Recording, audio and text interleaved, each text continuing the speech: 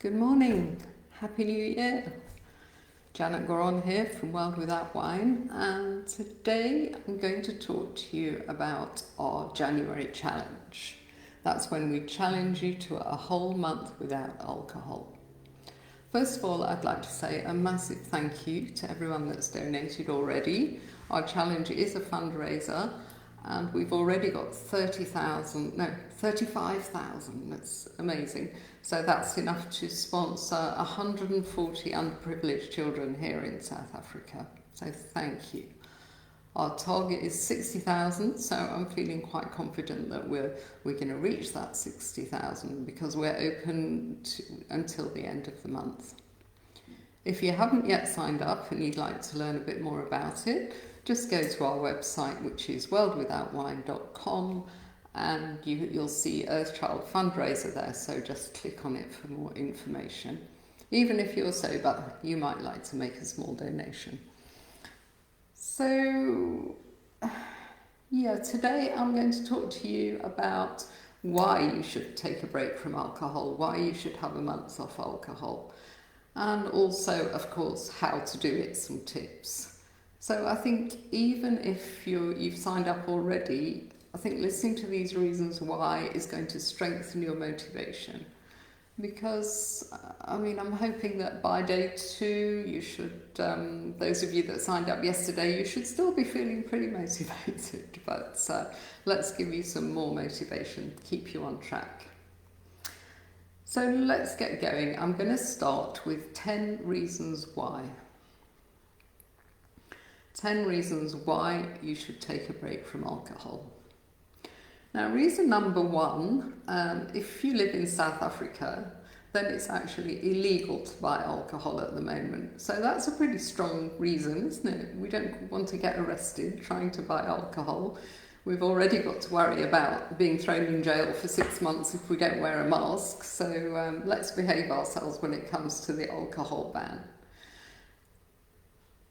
The reason, if you're outside of South Africa, the reason that they've done this is because they want to reduce the pressure on hospitals. And amazingly, it's worked like overnight. It's like turning off a tap, and the trauma units are emptying, and they had the quietest New Year's Eve ever. So at least there's now a bit of room for those people that need help with the virus. So I think that's an amazing demonstration, isn't it, of the harm that alcohol is doing to society. Oh, I can see some people there. Hi, Lynette and Lynn and Irene. Thank you. I always worry that I'm talking to myself for a while. And Bridget, that's nice, Bridget. I haven't seen you for a while. Right, let's get back. So number 1, my 10 reasons why you should do this. It's illegal to buy alcohol. Number 2, this is always the most important reason, in my humble opinion. I think we need to test our dependency. Alcohol is such an insidious drug, it creeps up on us, and 20% of regular social drinkers will become dependent over the years. Certainly what happened to me and many people in our community. So if you take regular breaks, you can test your dependency. If you sail through dry January and you hardly notice anything different, then you've got a fantastic relationship with alcohol, and I congratulate you. But if you really struggle, keep falling off, or if you can't even contemplate the thought of doing a dry January, then you need to make some changes. And we're here for you if you need help. Number 3, health. Alcohol's related to more than 60 diseases, more than 7 types of cancer. But I think, suffice to say that alcohol is so toxic that just removing it for 1 month will have significant health benefits. And there have been scientific studies done on this to prove it. Your liver stiffness will reduce, your blood pressure will go down, your cholesterol will go down. There's some real benefits there. So if you've been drinking for years and you think, oh, is it even worth it? Will it make any difference? The answer is yes, it will. So just do it. Number 4, now particularly important at the moment are our immune systems. because alcohol damages your immune system. And if there's one thing we need in these COVID times, it's a strong immune system. A good immune system will, first of all, make it more likely that you will catch the virus in the first place. It will prevent you catching the virus. And secondly, if you are unfortunate enough to catch the virus, then and you have to go to hospital, then you're more likely to be able to fight it. So we need a strong immune system to protect us from COVID.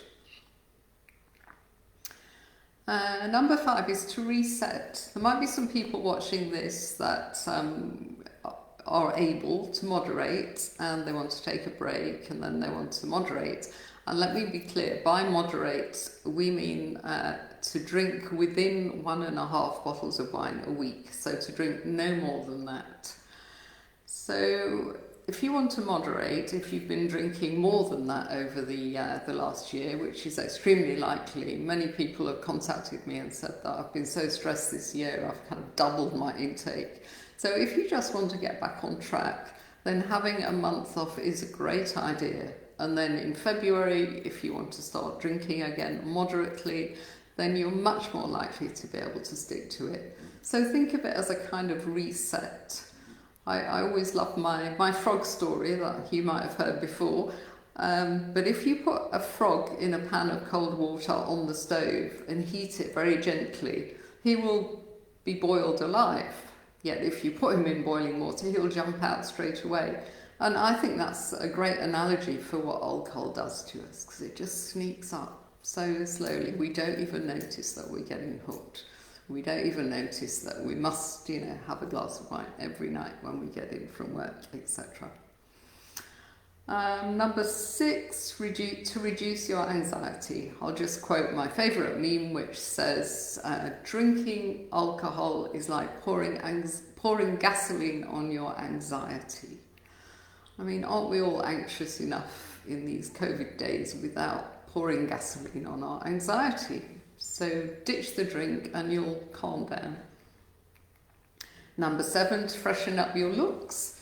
I mean, the hydration plays a big role in this. Did you know that for every glass of wine that you drink, you will lose the equivalent of 4 glasses of water from your body? And that's a lot. If you think drinking a bottle, imagine how dehydrated you are. And you know this because if you've been drinking a lot, you wake up at 3 o'clock in the morning extremely thirsty. So we need to be well hydrated. It gives us energy, it helps us think clearly, and it's really good for our skin, obviously. And that's a benefit that will come in quite quickly. You'll notice your skin is clearing, it's a little bit more plump looking. And I know when I was drinking, I had my skin was always really dry. I was always slapping creams on, and I had broken veins and kind of rosy cheeks that I hated. So all of that is going to clear up. So, freshen up your looks, good reason. And still on the looks, you'll lose some weight.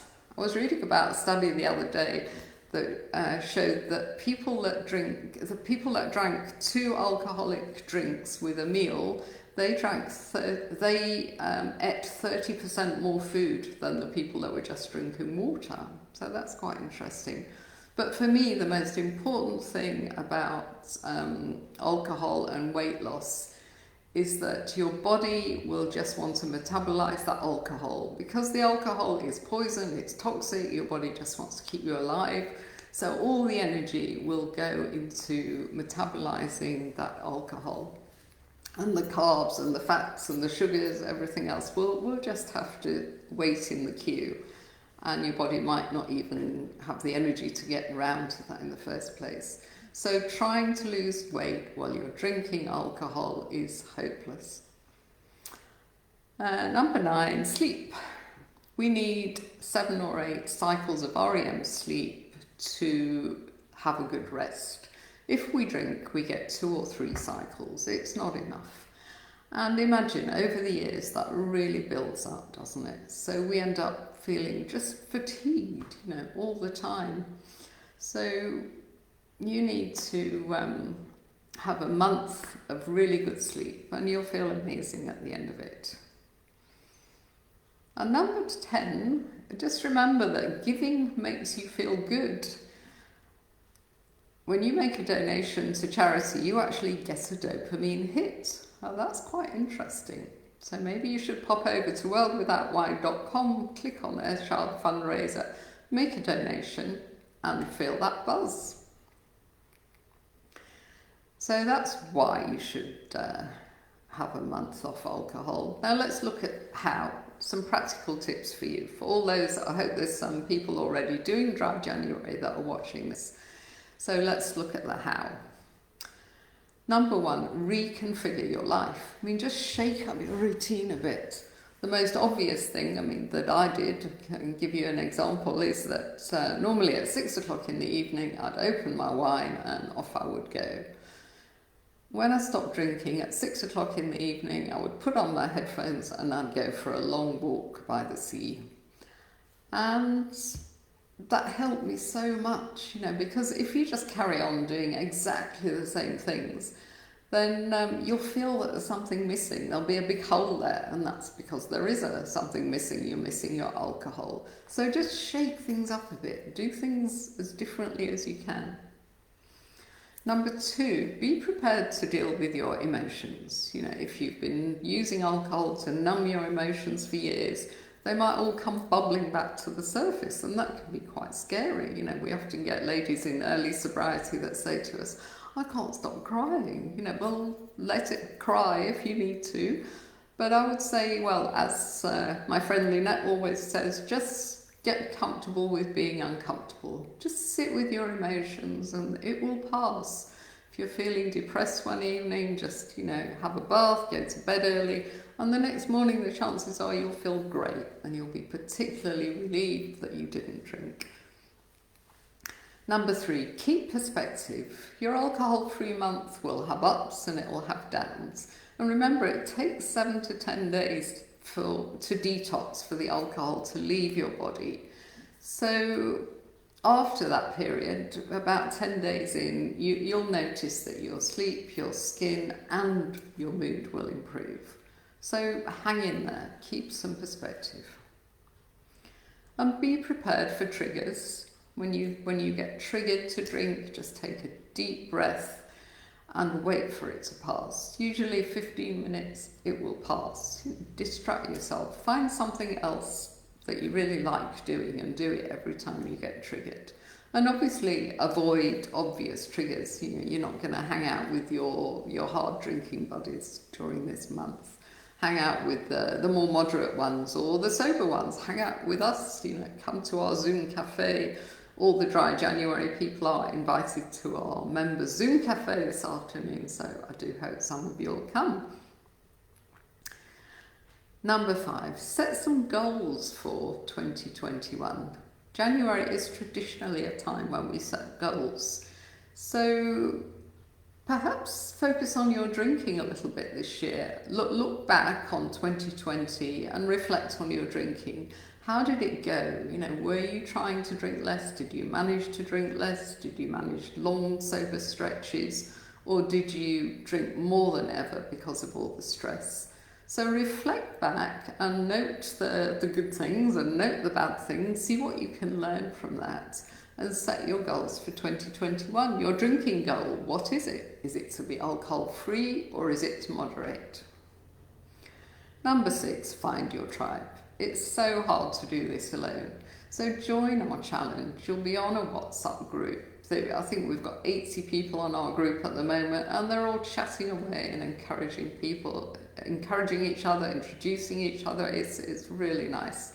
So that's great fun, and we also have a weekly Zoom cafe that you can come to. Number 7, discover your natural highs. Because if you're missing that kind of chemical buzz that we get from the booze, then maybe you need to look for some new interests, some new people, maybe learn a new language or become a volunteer or start a blog, do something creative, learn to cook, all sorts of things you can do. And start discovering what gives you a buzz other than this drug. Number 8, have your go-to drinks. Now, just recently we've been blessed with a new online shop in town. It's based in Cape Town, but they deliver all over South Africa, and they specialise in alcohol-free drinks. They stock everything that you can imagine. I think they've got more than 100 choices, and they're called Drink Nil Koza, and they've offered a 10% discount to anybody that signs up to our challenge.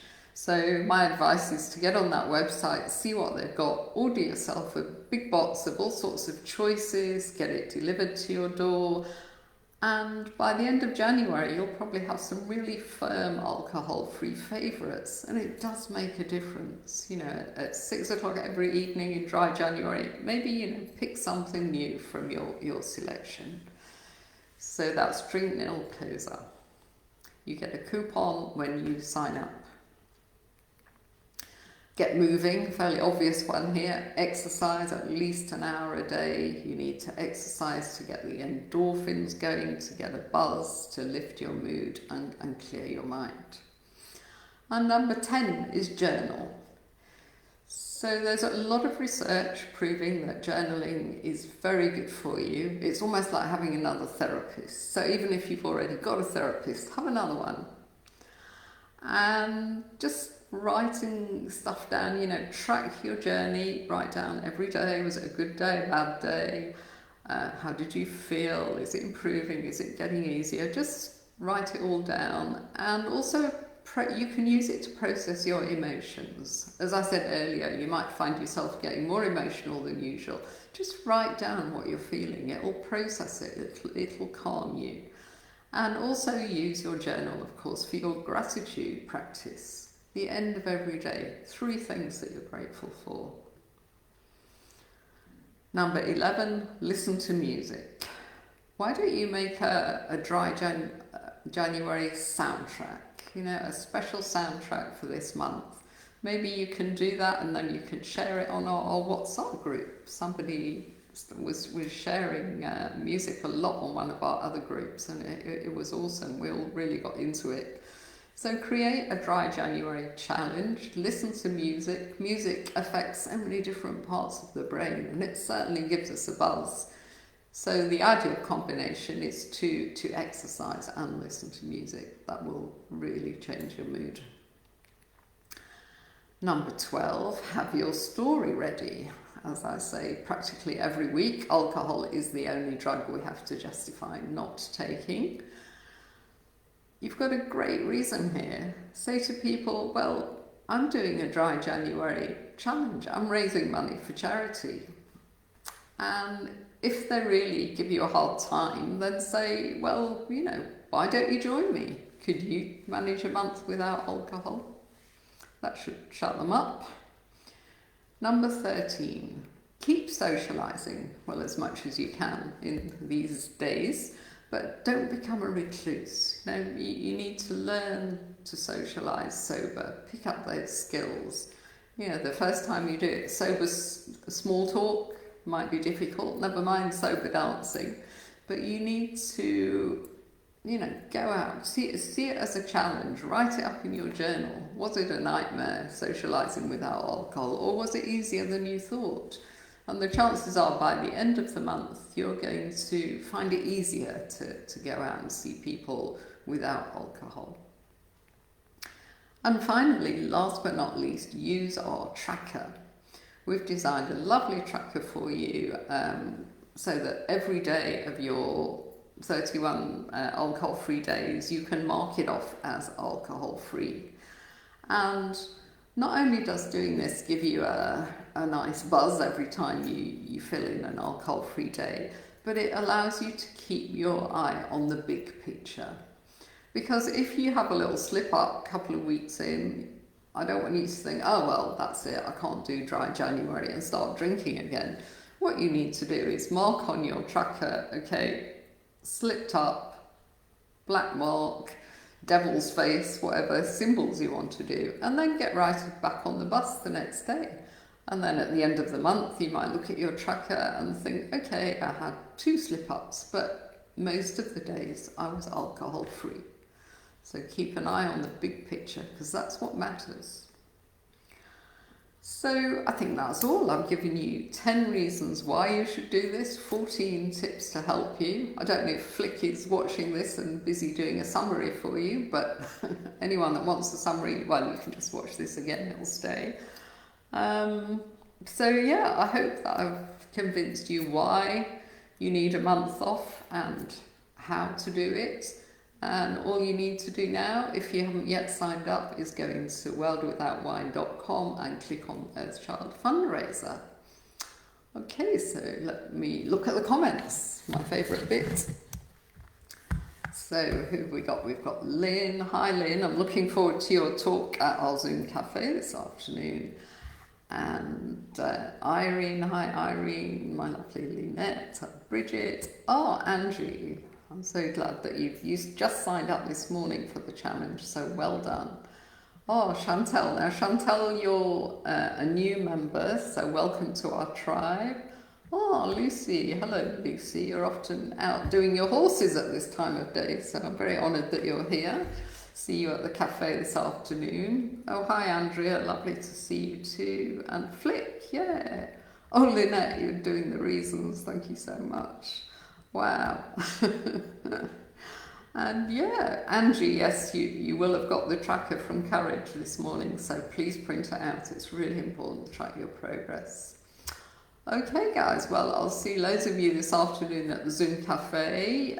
If you're doing the challenge and you're not a member, you must still come to the Zoom Cafe. I'm going to repost the link. And see you all later. Thanks so much for watching.